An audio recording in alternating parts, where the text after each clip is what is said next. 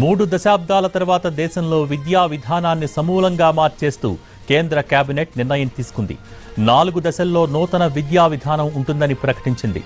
21వ శతాబ్దపు సవాళ్లను అధిగమించేలా విద్యార్థుల్లో సృజనాత్మకత వెల్లివిరిసేలా పాఠ్య ప్రణాళికను రూపొందిస్తామని ప్రకటించింది. మానవ వనరుల శాఖ పేరును విద్యాశాఖగా మార్చింది. 3 నుంచి 18 ఏళ్ల వరకు ఉచిత నిర్బంధ విద్య అమలు చేస్తామని ప్రకటించింది. ప్రతి రాష్ట్రంలో రాష్ట్ర స్థాయి స్కూల్ రెగ్యులేటరీ అథారిటీని ఏర్పాటు కానుంది.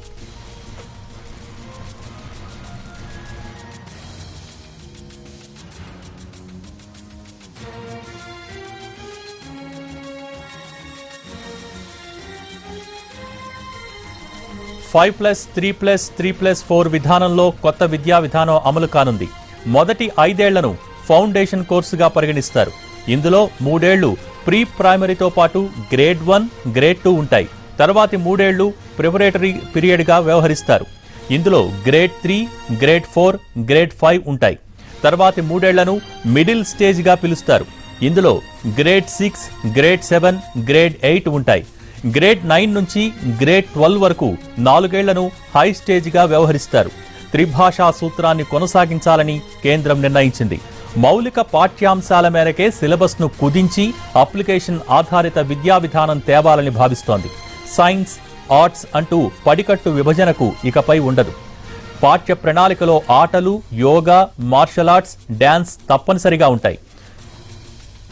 ఎవరి ఆసక్తుల మేరకు వారు నేర్చుకోవచ్చు.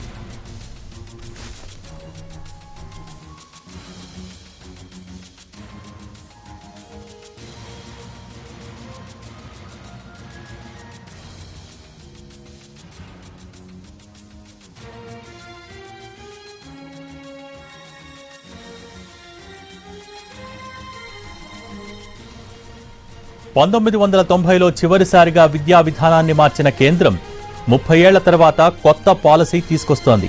గ్రేడ్ 8 వరకు మాతృభాషలోనే విద్యా బోధన జరగనుంది. ప్రాథమిక విద్యకు దేశవ్యాప్తంగా ఒకటే కరికులం ఉంటుంది. 6వ తరగతి నుంచి వొకేషనల్ విద్య ఉంటుంది. డిప్లొమా కోర్సు 2 ఏళ్లు, వృత్తి విద్యా కోర్సును ఏడాదికి పరిమితం చేస్తారు. బోర్డు పరీక్షలకు ప్రాధాన్యత తగ్గించి విద్యార్థుల సృజనాత్మకత, తెలివితేటల్ని పరీక్షించేలా పరీక్షలు ఉంటాయి.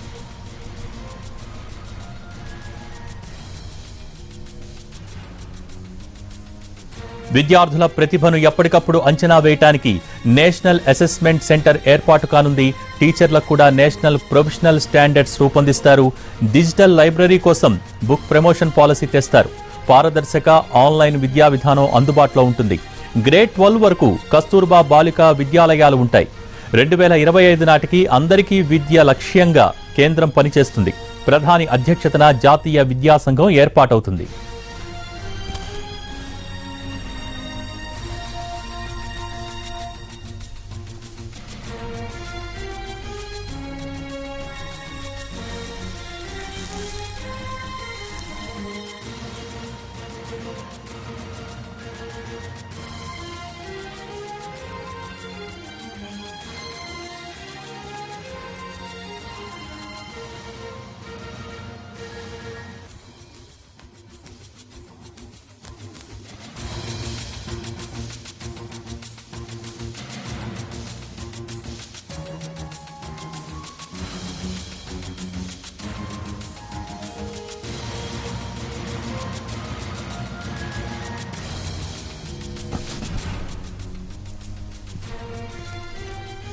మూడు దశాబ్దాల తర్వాత దేశంలో విద్యా విధానాన్ని సమూలంగా మార్చేస్తూ కేంద్ర కేబినెట్ నిర్ణయం తీసుకుంది.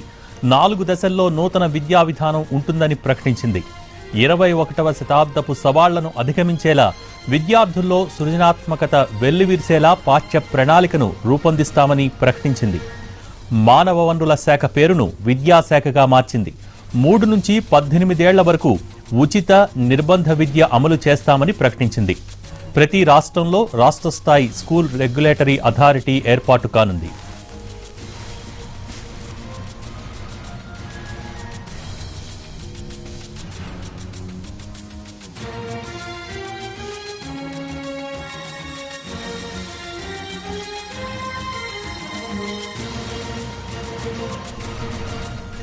(5+3+3+4) విధానంలో కొత్త విద్యా విధానం అమలు కానుంది. మొదటి 5 ఏళ్లను ఫౌండేషన్ కోర్సుగా పరిగణిస్తారు. ఇందులో 3 ఏళ్లు ప్రీ ప్రైమరీతో పాటు గ్రేడ్ 1, గ్రేడ్ 2 ఉంటాయి.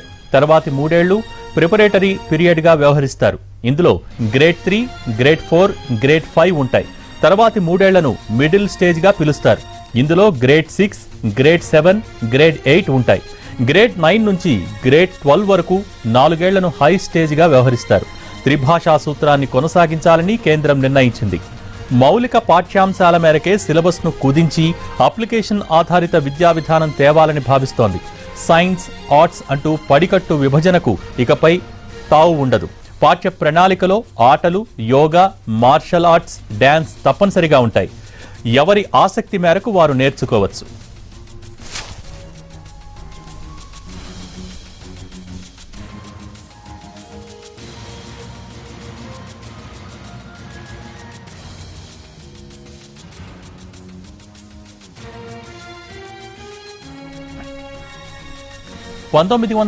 లో చివరిసారిగా విద్యా విధానాన్ని మార్చిన కేంద్రం 30 ఏళ్ల తర్వాత కొత్త పాలసీ తీసుకొస్తోంది. గ్రేడ్ 8 వరకు మాతృభాషలోనే విద్యాబోధన జరగనుంది. ప్రాథమిక విద్యకు దేశవ్యాప్తంగా ఒకటే కరిక్యులం ఉంటుంది. 6వ తరగతి నుంచి వొకేషనల్ విద్య ఉంటుంది. డిప్లొమా కోర్సు 2 ఏళ్లు, వృత్తి విద్యా కోర్సును ఏడాదికి పరిమితం చేస్తారు. బోర్డు పరీక్షలకు ప్రాధాన్యత తగ్గించి విద్యార్థుల సృజనాత్మకత, తెలివితేటల్ని పరీక్షించేలా పరీక్షలు ఉంటాయి.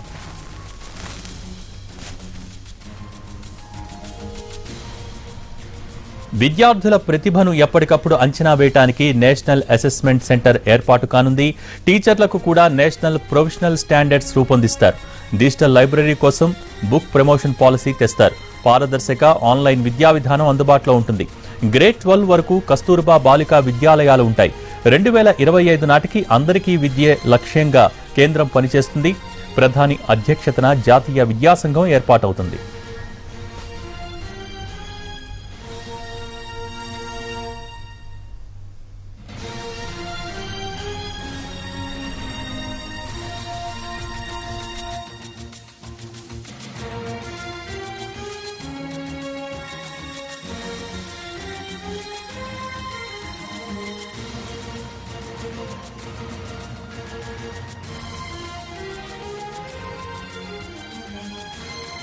देश की शिक्षा नीति बन रही है।